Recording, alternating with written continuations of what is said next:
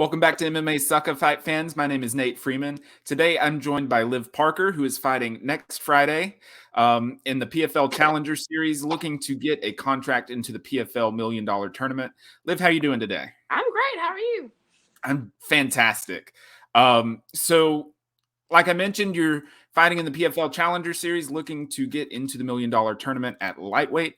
You're facing Michelle Montague, who is making her professional MMA debut, but she may be one of the most decorated female amateur MMA fighters around. Talk to me about her as an opponent, how you see the fight going, how training's going, and all of that.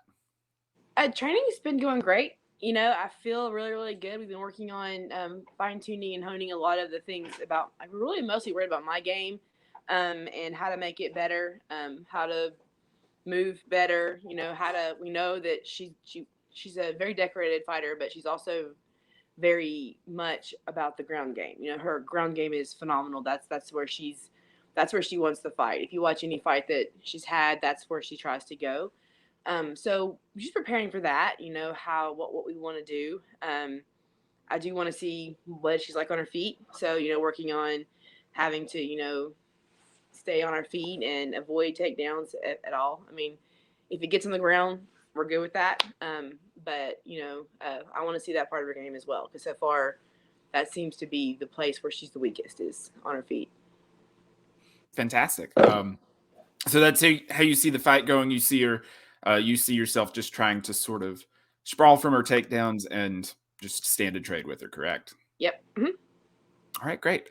And then talk to me about how this opportunity came up, how the PFL Challenger Series came up, because they announced it and then they basically just gave out all the rosters right there back to back to back. Talk to me about how this whole process came about and what sort of the timeline for that was. I was actually preparing for a fight in January with another opponent, and this came along. Basically, they kind of contacted us and said, "Would you be interested in fighting in the PFL Challenger Series? And this is what we're going to do. We're going to do this thing. Your fight's going to be on this date." And I said, "Yes." And they were like, "Don't say anything until you release it." I was like, "Okay." So we've known about it since January. I think maybe early January, so. Just kind of been training since then. All right, great. So excuse me. So your nickname is the Phoenix, and that sort of goes as a testament to your story about how you got into fighting. Those that know you know your story, but maybe for the fans who are a little less familiar with you, can you just sort of explain, I guess, the background of your nickname, and that is also the story behind how you got into fighting as well? Okay. Well, I played sports most of my life. I played basketball through high school and college. That's my other cat. That's Batman. Sorry. He's coming to say hello now.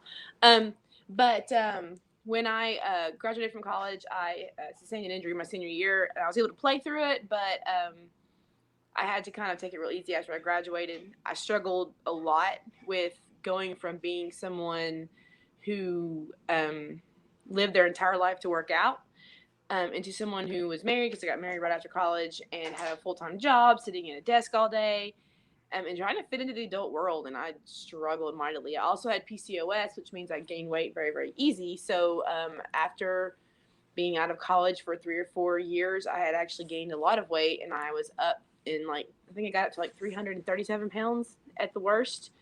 And I had 2 kids. The boys were still very small at the time. And I knew I needed to lose weight. I felt crappy. I felt like I didn't know who I was anymore. And I just wanted to find a way to kind of find myself again. And there was a weight loss competition in my town, and I joined it because I'm stupid competitive. And I thought, well, if there's a way I can do this and win, I'm more likely to lose weight. So I joined that. I walked into an MMA gym thinking it was a Taibo kickboxing class for the program. I didn't know it was a real MMA gym.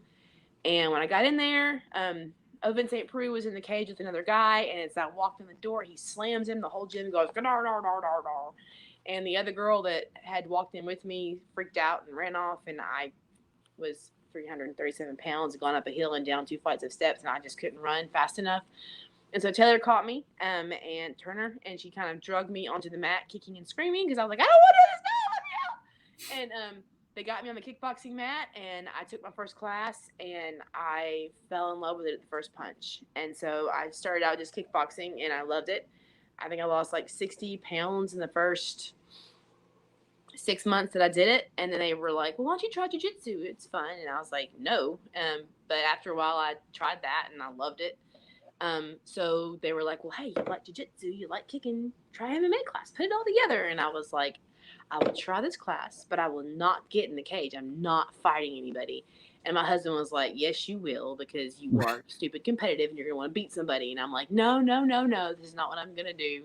And he knows me better than I know myself. After about a year, I was like, okay, let's just try the fighting thing. My first fight was in Harlan County, Kentucky. I think I fought at 235 and I won. Before the fight, there was this one moment where I was thinking, let's just go. Like, this guy came past me all bloody and, like, limping up the steps. And I was, like, the 13th fight on the card, so I'd watched a lot of them kind of come by after it was over. I remember being like, I'm 32. I think I was 32, 33. And I was like, I've got 2 kids. I'm a teacher. I don't need this. This seems kind of crazy. I could just sneak out the back. We could take off. No one would know. But I did it, and I fell in love with it. It was the greatest thing. And so I was like, well, this is something that I'll do for fun, like a pastime. I can fight every once in a while. I can be competitive with this, and I can kind of, because I felt like me again. And so I kept training, and I kept fighting, and I kept winning, and we kept having to drop weight more and more and more to find opponents. And I think my last amateur fight was Erica Camp, and she fought me at, I think it was 195. And after that, they were like, yeah, can't find anybody for you to fight now. So you're going to have to lose a lot of weight. And you're going to have to go, we're going to have to go pro. And so that's kind of how I went pro. I dropped down again and fought. My first one was Jen Morgan at 155. And, I kept winning, and it was fun. And so I just kept doing it. And at this point, I'm kind of hanging on for dear life and enjoying every second of it and just seeing where all it goes. I love every second of it. There are times that are hard. I've taken 2 losses now, and those were hard, but I learned a lot about me and about my game and about what I need to do to get better. And so it's just been a wonderful, wild ride that I still sometimes just kind of sit back and think, shake my head, like, I don't even know how this has happened. How did this even happen? Could have never imagined fighting in Invicta, fighting No. in Bellator, and No. soon to be fighting on the PFL Challenger Series, No, not at looking all. I mean, potentially to, if you keep winning, to win $1 million from fighting. That's just an insane story. It's crazy, and it's funny because if you talk to people that knew me in high school or in college, I was not a fighter. I mean, like, I am like psychotically crazy competitive, and I might kill you on the basketball court for the ball, possibly.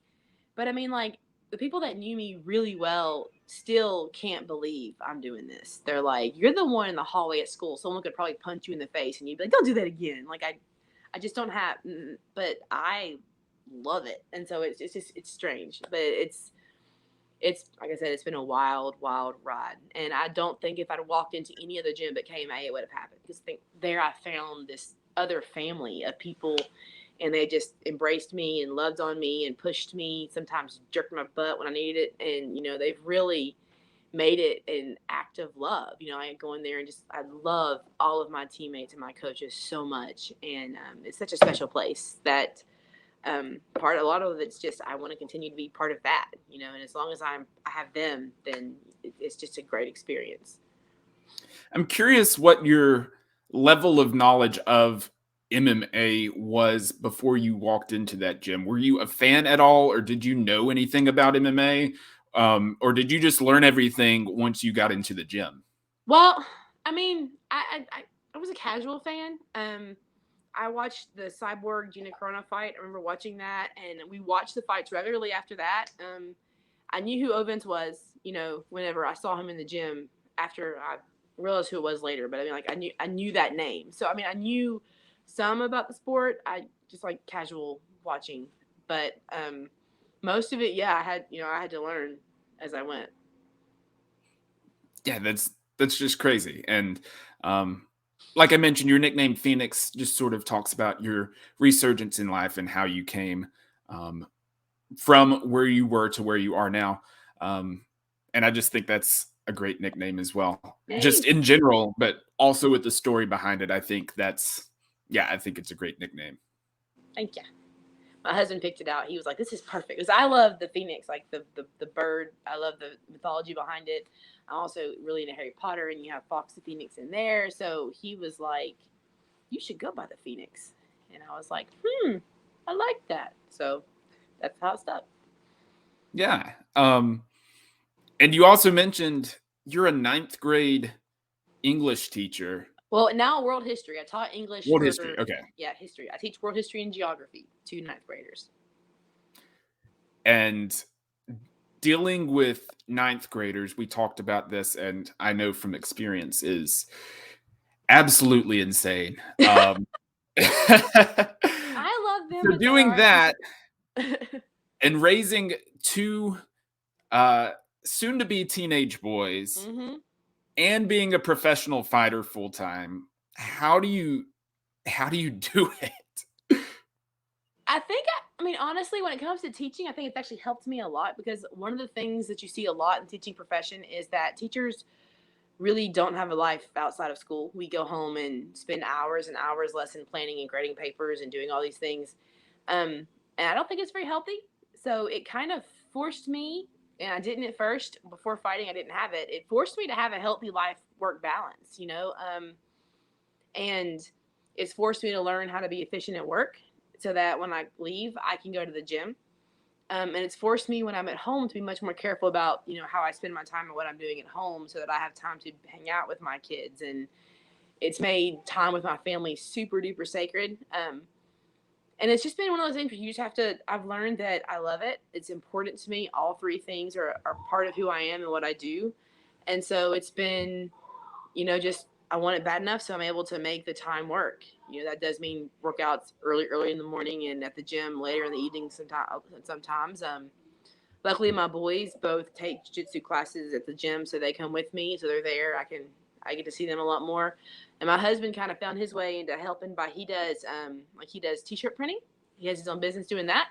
And so he prints all my stuff and helps take pictures and stuff for me and does a lot of stuff to just, assist me in other ways that he can. So my whole family's really just circled around me and they support me, and the boys will. I go upstairs and I have like ladders and stuff that I like ladder drills and stuff. And whenever I'm training at home, they'll jump in and play with me, and kind of becomes like a race instead of just a workout. So they've made it really fun and really special. And I just feel very blessed that I'm able to do all this. Yeah, that's great. I do not know how how you are able to juggle all that, because I know I'm friends with teachers, and that, like you said, that is their life. That's basically all they do. And the fact that you're a professional fighter and a mother is just, yeah, I think that's insane. Um, Talk to me about. So I asked Taylor this when Taylor Turner, when we spoke before her last fight. But my mom, her absolute favorite place on earth is the Smoky Mountains, Knoxville, hmm Pigeon Forge, Gatlinburg area. Can you give me, and by proxy, since I know she'll be watching this, her some of your recommendations for maybe some of the less touristy things about the area that we should go visit, some spots to hit up that will not be crowded by tourists and things like that. Oh, that's. I mean, if I was going to send you anywhere to a less touristy spot, but it's a touristy spot, is Townsend. No one ever go. People know about Gatlinburg, and they know about Pigeon Forge and Sevierville, but they do not go. A lot of people don't know as much about Townsend, and Townsend is amazing. It's on the other side of the Smokies. It's in Blount County. It's right there by Cades Cove, which is also gorgeous. So That's my mom's absolute favorite place on earth. Like, the Smokies is her favorite place, but Kate's Cove is her favorite place within the Smokies. So my husband asked me to marry him in Cades Cove, and our first date was in Cades Cove. actually, he asked me to marry him in the snow in the Primitive Baptist Church, like inside of the cove. So we have a lot of history there, but I love it. I love Townsend is when if you're coming out of the cove, you can go all through the mountains back into Gatlinburg, or you can turn at the Y right there. And they have like there's horseback riding there. There's some smaller restaurants.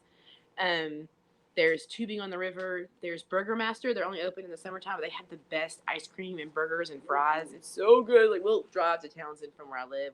Just go do that. There's a lot of bike trails and stuff. And so it's just a super awesome place. And if you like hiking, when you're going to Cades Cove and you turn, like you're going up that road, there's like the Smoky Mountain Institute right there. If you go down that road in the back of that park, there's a waterfall hike. It's a 1.5 mile hike, but it's like no one knows about it, and it's like a training hike. And the waterfall there is super cool, and there's never anybody there. So that's one place that I would say to go. Yeah, well, I don't know that she knows about that either. So I'll next time we go, or she goes, I don't know how much we're able to go as a family anymore, but the next time we go, yeah, we'll definitely check it out. And Quaker Steak and Loop in Sevierville right there is also, if you like wings, they're like super really good wings, but they're not usually super duper packed. So people always kind of drive by them, but they are like, their Arizona wings are beautiful, wonderful. Love it. That's exactly what I wanted to hear. That's all the recs that I needed, and she's gonna be very happy to hear that. So yeah, thanks for indulging me on that. And before I let you go, tell people how they can follow you on social media, and feel free to give any shout outs to any sponsors or anything like that. Okay. Well, for one, my Facebook is Liv Parker, Liv Parker. Instagram is Liv for MMA, as is my Twitter handle. And the number 4, correct? Yeah, 4. Like, and it's not Live. It's a play on my name. I was trying to be Liv. Yes. I think I'm clever. It's Liv for MMA. And that's my Instagram and my Twitter handle both. As far as sponsors go, I have been super blessed because this community has really rallied around me a lot. And so McClurg Vision in Seymour is one of my sponsors, and trying to think, Smoky Mountain, Tennessee Pizza Company, Seymour Nutrition. They have like these super yummy teas that I can always have that are great. Quaker Steak and Loop. Trying to think. They're all like super awesome, and I really appreciate them. Taylor Made Fitness, of course. Taylor does my conditioning and my diet, and she is wonderful, and I really appreciate her. Grip mouth guards. I have 2 of them. Those mouth guards, they go in, they click right in, they stay in. They're great. Appalachian Apparel, Phoenix Designs. This is my husband's company. He does stickers and designs clothing, and he's amazing too. So, trying to think, Whitehead Automotive. All of those companies have just been super awesome in working with me and helping me out. Fantastic. Oh, and I forgot a question before I let you go. One, have you ever talked to any of your students about coming and training at your gym? And 2, how often do you wish they did come into the gym so you could like train with them and release your frustrations and things like that? How much of and I guess along those lines, how much frustration do you take out from that in the gym? I mean, not a lot of frustration at the gym, but as far as like my kids, especially when I used to coach track at a school I worked at before I was at South Dole, and I had a couple of my throwers, because I coached track and field. They're big football player, wrestler guys, and they'd be like, "I'm coming to your gym." Again, I gotta make them run. "I'm coming to your gym, I'll beat your butt," and I'd be like, "Sign the waiver," and they still have never shown up. So I actually have had. The one that was kind of funny was I was on the mat and I look up and there's like 6 kids that have, because I now work at the school that my gym is in the district. And so the kids had walked by and saw me through the window and came in. I look up, there's like cameras in my face, like, "This is Parker." And I was like, great. But, most of them actually have had a couple that have shown up and trained. one he trained before I met him, or before he was a student at the school. And that one was actually funny because I think the first day of school, it was this semester, I had him as a freshman, and some of the kids were asking, I'm straight up, I have to tell them what I do because I'm gonna walk in, with bruises and stuff, and they're like, "What's happened to you?" So they know that I'm safe and no one is hurting me, that I'm not okay with, I'm choosing this life. So they always know, and apparently one of the kids or a couple of the kids were sitting near that kid, and they said, "Man, I could take her." And he looked at him and he went, "No, you can't. She has hit me. You want no part of her." And I was like, "Yes!" And that class was like so much better after that. So that's the one funny story. They were like, "Oh, so it's like, yeah, she can throw." And I was like, "Yeah, I can throw." So, but a lot of them haven't. I saw when I taught older kids, a lot more of them were like, "I'm gonna come to your gym and beat you up," and I was always like, "Sign the waiver," and they never showed up. I don't think, and when they have, there's been a couple of, I think once or twice, and it's awkward because I don't want to actually hit them, and then because that's awkward, if I land a nice punch and put a black eye or something on them or bust their nose, they come to school and they say, "I'll bruise up. Who did that? Miss Parker." And then that's a trip to the principal's office I don't want. So I think if they actually came in, I would probably avoid them like the plague. But so far, just the one, and that was before I ever started teaching him. So. Okay, yeah, thanks for answering that. That was sort of out of order, but yeah, I appreciate your time. Good luck in your fight next Friday, and yeah, we'll be sure to hit up all of those spots in Gatlinburg and Pigeon Forge and Yes. Townsend and all of those. Yeah, Liv Parker, thank you for your time. Thank you so much for having me. I really appreciate it. Yeah.